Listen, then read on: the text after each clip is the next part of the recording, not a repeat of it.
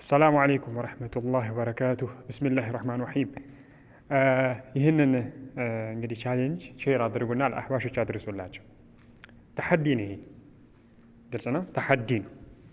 طيب እኛ አላህ Subhanahu Wa Ta'ala እኛ አህለ ሱና ወልጀማዓ አላህ Subhanahu Wa Ta'ala ስለራሱ አርረህማን ረሂም እያለ እጅግ በጣም ሩህሩህ አዛኝ እንደሆነ አላህ ገፉር ረሂም አዛኝ መሐሪ እንደሆነ ስለራሱ ቁርአን ላይ ነገረን አላህ። ልክ እንደዚሁ ደግሞ አላህ Subhanahu Wa Ta'ala ስለራሱ አርረህማኑ አለል አርሽ استوى አለን። በቃ አርረህማን ከአርሹ በላይ ከፍ አለ አለን አላህ።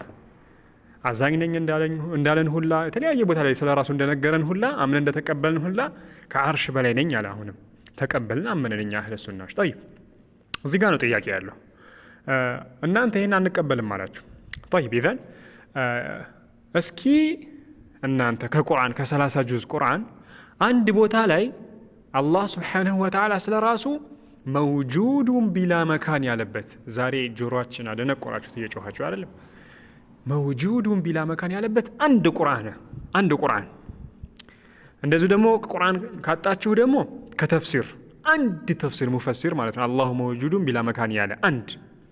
ከተፍሲር ካላገኛችሁ እስኪ ከሰለፎች አንድ ሰለፍ፣ እንደው ከሰለፎች ደግሞ ከሰሃቦች አንድ ሰሃባ እስኪ አላሁ መውጁዱን ቢላ መካን ያለ አሳዩንና እኔ ወላሂ እቅሲሙ ቢላህ እኔ ያንን ሰው ሸልመዋለሁ። እኔ ይሄ ተሐዲ አንድ ነው የምላችሁ። እኛ ቁርአን ላይ አመንን ተቀበልን።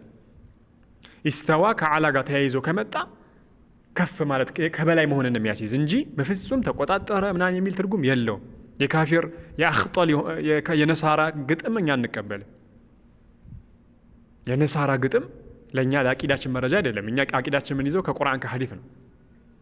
ትላንትና ሐዲስ አልአህድና አንቀበልም ስትሉ የነበራችሁ በአቂዳ ጉዳይ ላይ ዛሬ የአኽጠልን ንግግር መረጃ ልታደርጉ ፈለጋችሁ አቂዳችሁ ላይ። አያህባሽ አላኩሊን ግን ወደ ተሐዲው ልመለስ። አንድ ቁርአን አያ እስኪ ንገሩን።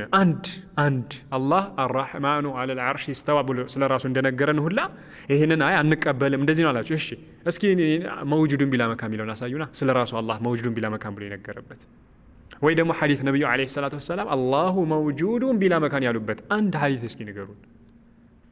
አተሐዳኩም